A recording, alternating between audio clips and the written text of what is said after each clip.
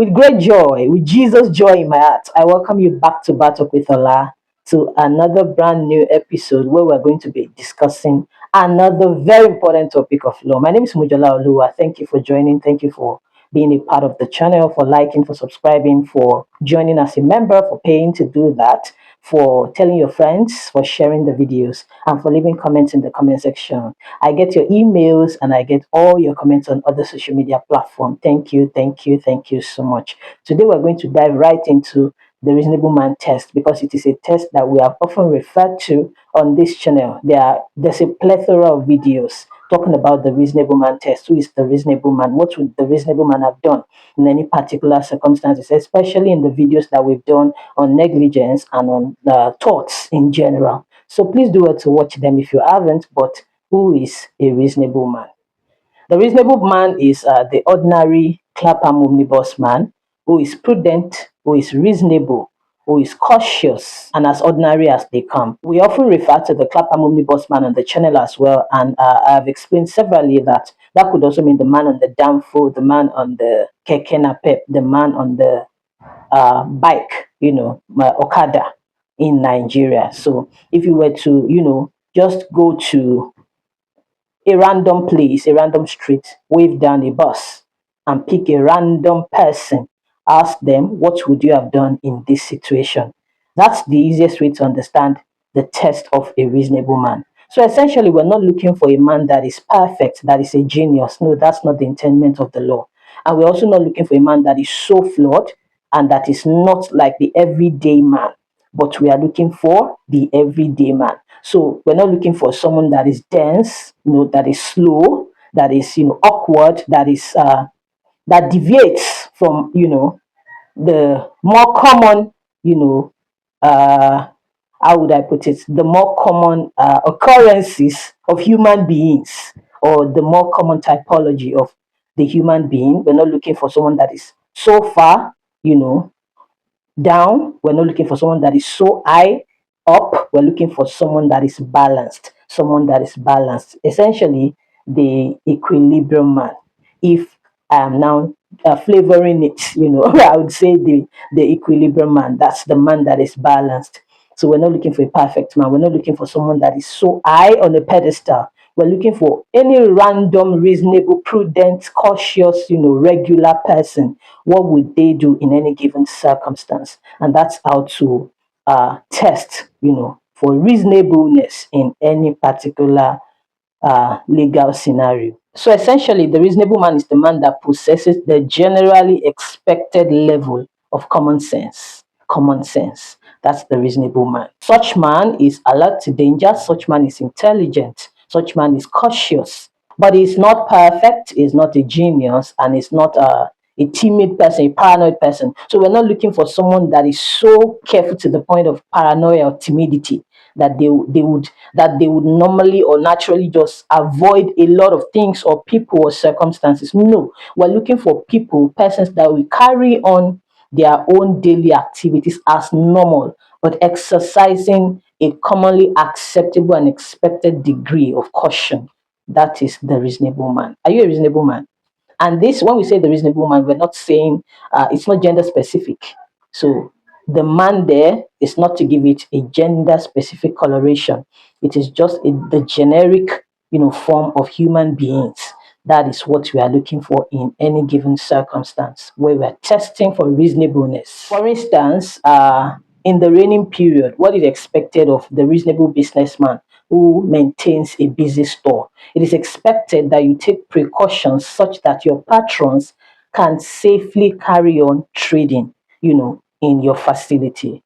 I'd say, for instance, maybe a coffee shop. That's not common. What's common? Maybe a restaurant, an eatery in Nigeria in a raining period, in a rainy season. Maybe there's even marshy, muddy land around you as the restaurant owner. What would you do to show that you are a natural, ordinarily reasonable person? It's expected that your floors will be made in such a way as to avoid sleep and skidding. So you would probably get the quality of tiles that gives your shop beauty, that gives your restaurant beauty, whilst maintaining the safety of your patrons so they can come in ingress and egress without any fear of harm. It is also expected that probably at your entrance you will place an absorbent mat so that when people come in and go out, they do not cause, they do not muddy up the whole place and they do not leave water, so that when your customers go in and come out, they are safe, they are not falling down because of the wet floors, and their feet has a good grip, on the floors. And it would be expected to, in some places, you would see that there's an attendant that is wiping and mopping every now and then in those kind of periods to ensure that people have a itch-free, shopping experience, eating experience when they visit your restaurant. That is a reasonable person. Now, what would a paranoid person do? A paranoid person would probably shut down for the raining period, or would say people should not come in with wet feet. So go and sort your wet feet before you come into my store. Or when you're coming, it would probably just make things difficult. But what would a careless person do? A careless person would not even care. Just say you can come in and go out. If you sleep, it's your fault. Watch where you are going, you know. But what would a reasonable man do? A reasonable store owner, a reasonable restaurant owner will probably place signs that says "wet floor beware," on inconspicuous places in the store, in the restaurant. Place anti-slip mats, absorbent mats around where people are passing so that they can at least, it can absorb the water from their feet, before they come in, so that they do not bring the water in to cause harm to other customers and to themselves. So you see the difference between the careless person, the overcautious or paranoid person, and the reasonable person who is only exercising a commonsensical degree of care and prudence. If someone refuses to obey the traffic light, for instance, the light turns red and they keep speeding on, and then they cause an accident, what can we say? How do we define a reasonable man in that context? We're looking for the person who applies common sense to see a red light and stops for the red light. Now, an overly careful person might probably just see the red light and refuse to move, or would not even take out his car, or would not even pass that area, governed or regulated by the street lights. A carefree person, a careless person would see the light and still go, whether or not they can see incoming or oncoming vehicles or not, or persons or not. But a reasonable person will wait for the light to turn green. They would not even go at yellow, because if someone goes at yellow, it is prepared to go, not go. So we cannot say they are being reasonable, but they will go at green. A foolish person, a careless person would go, a negligent person would go at red. A reasonable person would go at green. So that is how we've used two examples now to understand who a reasonable man can be in any circumstance. Whilst the standard of a reasonable person, the test of a reasonable man is very, very objective. It is not subjective. While it is very objective, circumstances also matter. So we will look at what is reasonable in a market differently from what is reasonable in a banking or in a market. For instance, it is expected that people are thronging, and probably eating one another.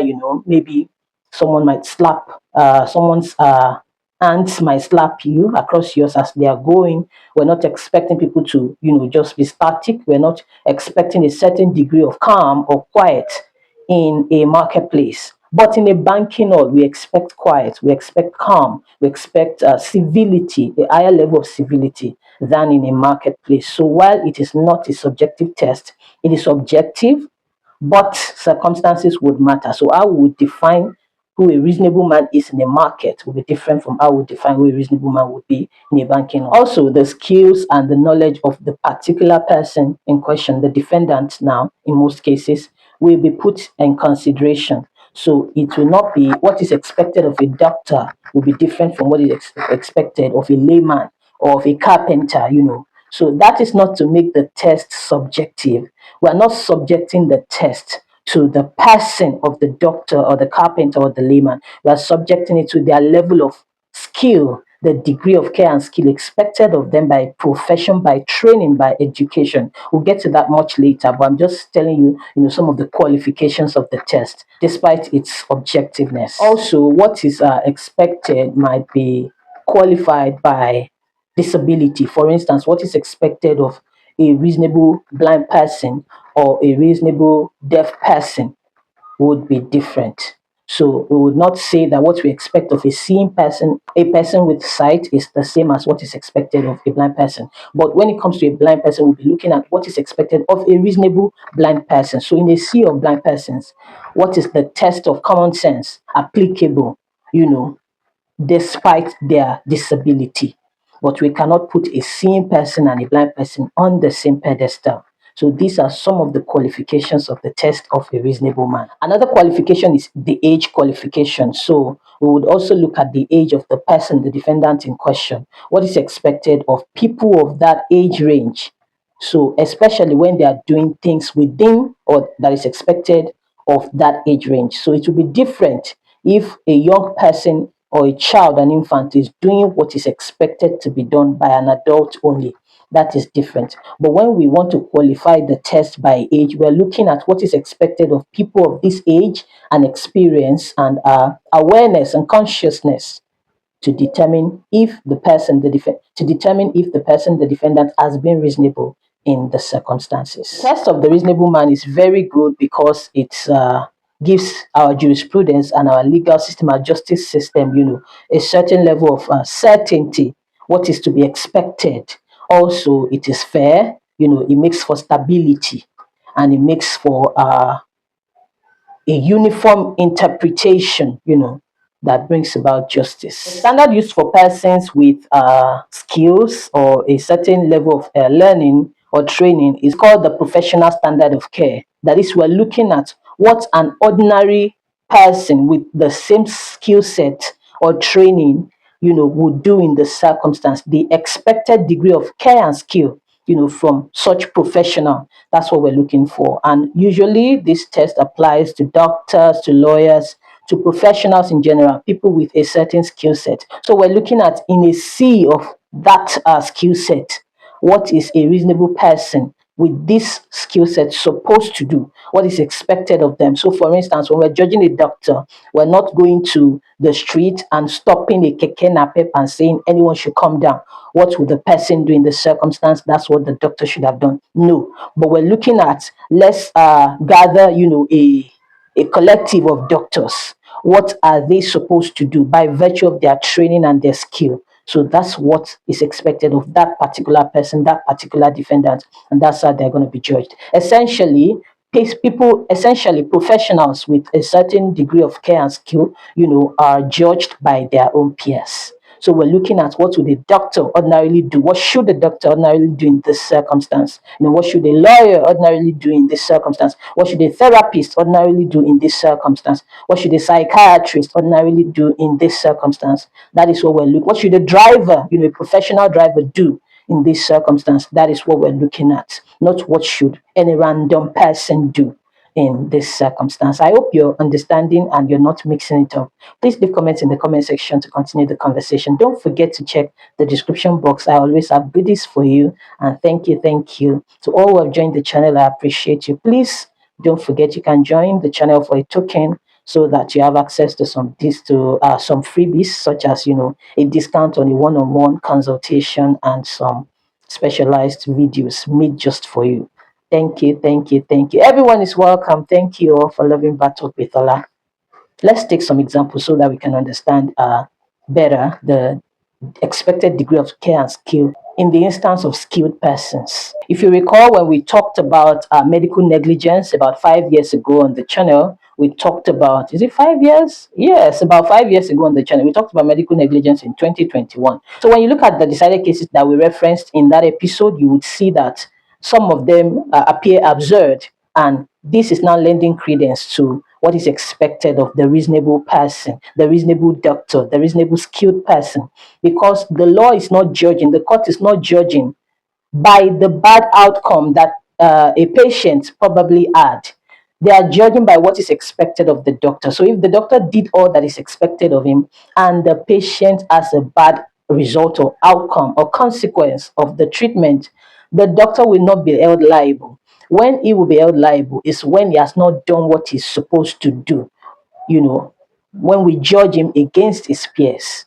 So, for instance, there's a case we referenced in that episode where a doctor forgot, instruments in his patients, and the court held that he was not liable for negligence. He was not liable because a doctor can inadvertently forget, I think it was a pair of maybe tweezers or something. So the court held that he was not liable. What if it's an engineer, a building engineer, for instance, maybe a road construction engineer, a civil engineer, when we're judging them, we're not looking at how did the bridge turn out. We're looking at did they do everything they were supposed to do?